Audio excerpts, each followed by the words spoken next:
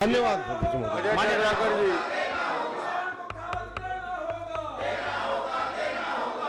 माननीय मंत्री महोदय, आपने प्रश्न के उत्तर में कहा है 80,870 मकान और आपके वेबसाइट में है 1,02,113 मकान। आपके वेबसाइट में 1,02,113 मकान हैं।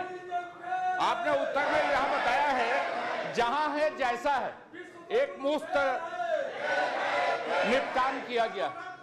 यह जहां है जैसा है, इसकी परिभाषा क्या है? इसको किन लोगों ने परिभाषित किया?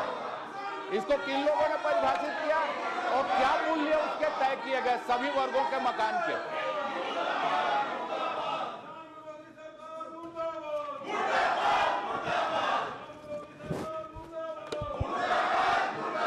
माननीय अध्यक्ष महोदय, सम्माननीय सदस्य को मैं आपके माध्यम से अवगत कराना चाहूँगा कि एक तो जो 80,000 जो एसेट्स का जो आवासों का जिक्र है, उसमें व्यवसायिक चीज़ें या अन्य योजनाओं की चीज़ें उसमें सम्मिलित नहीं है, इसलिए संख्या का अंतर हो सकता है वेबसाइट में। और जो एज इट इज जैसी स्थिति है वैसी का जो स्थिति है, उसमें कोई एक्स्ट्रा मेंटेनेंस करके उसको बेचने का प्रावधान नहीं किए हैं। वो जैसी स्थिति में है वैसी स्थिति में उसको बेचा जाएगा और वैसी स्थिति में उसको बेच करके जो भी रेट आए उसके आधार पर उसको काम किया जाएगा। जो OTS स्कीम लागू की गई है, उस OTS scheme one time settlement scheme जो लागू की गई है, उसमें एज इट इज जैसे कि तैसे की स्थिति में उसको बेचना है। जो कंसेशन दिया गया है वो मैं बताना चाहूँगा सम्मानित सदस्य को कि OTS 2 पहले OTS आया था पिछली सरकार के समय में 17 सितंबर 2021 को। 17 सितंबर 2021 से 31 मार्च 2024 तक ये लागू थी। उसमें जो भी प्रोजेक्ट आए थे, घर आए थे, वो पहले ही पुराने थे, इसलिए OTS 2 में जो शामिल नहीं थे, नए संपत्ति जो शामिल हुए हैं उन पे बेस रेट पर 10% की छूट दी गई है। उसमें बेस रेट पर 10% की छूट दी गई है। जो 10 वर्ष से अधिक समय से रिक्त संपत्तियां हैं उस पर 30% की छूट दी गई है। जो 5 वर्ष से अधिक समय से रिक्त हैं लेकिन 20% से अधिक संपत्ति वहां पर खाली है, अगर 20% से अधिक संपत्ति खाली है और 5% से अधिक 5 वर्ष से अधिक का, उसमें 30% की छूट दी गई है। और 5 वर्ष से अधिक समय से जो रिक्त हैं और 20% से कम संपत्ति वहां खाली है, उस पर 20% की छूट दी गई है। ये छूट बेस प्राइस पर दी गई है। ये टेंडर निकालने का बेस प्राइस है, उस पर टेंडर निकलता है और जो टेंडर में H1 आता है, मतलब ये केवल ऐसा नहीं कि फ्लैट छूट दे रहे हैं, उसके बेस रेट पर छूट है, उसके बाद टेंडर होगा और टेंडर पे जो हाईएस्ट बीट कर रहा है उसको दिया जा रहा है। आपने कहा है कि कोई मकान जर्जर नहीं है। जर्जर नहीं है तो आपने छूट की योजना क्यों लागू की? क्या आपके मकान बिक नहीं रहे हैं? और बिक नहीं रहे हैं, अभी भी बकाया है तो नहीं भी। छूट में बिकने के बाद गृह निर्माण मंडल को कितने की क्षति हुई और अभी कितनी परियोजनाएं उसके बाद नहीं चल रही? मकान नहीं बिकने के बाद भी कितनी परियोजनाएं नहीं चल रही? माननीय अध्यक्ष महोदय, जो अभी OTS चल रहा है उसका काफी अच्छा प्रतिसाद मिला है।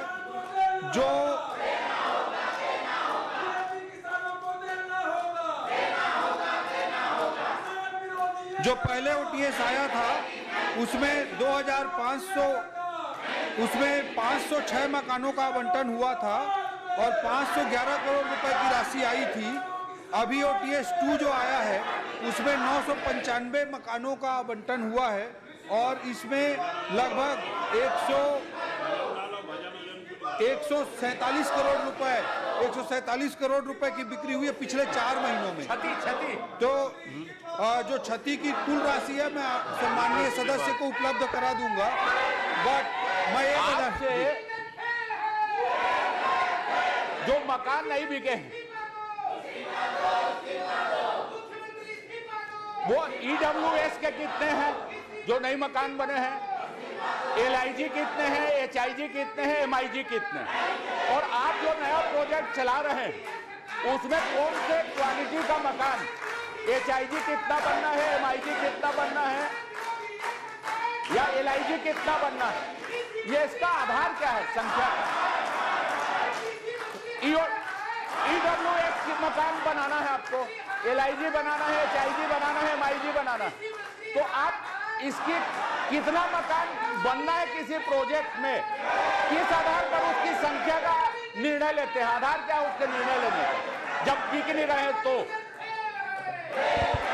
माननीय अध्यक्ष महोदय, जो खाली मकान है जो बिक नहीं पा रहे हैं, कई मकान ऐसे जो 10 वर्षों से नहीं बिके हैं, जैसे कि सम्माननीय सदस्य ने अवगत कराया है, कई मकान जो 5 साल से भी नहीं बिके हैं, उसमें मोस्टली पूरा मैं संख्या दे दूंगा, पूरा टेबल दे दूंगा कितने किस श्रेणी के कितने मकान खाली हैं। लेकिन एक चीज मैं बताना चाहूंगा कि सम्माननीय सदस्य की चिंता जायज है कि जब डिमांड होता नहीं है तो बना क्यों दिया जाता है, उनकी चिंता बहुत जायज है।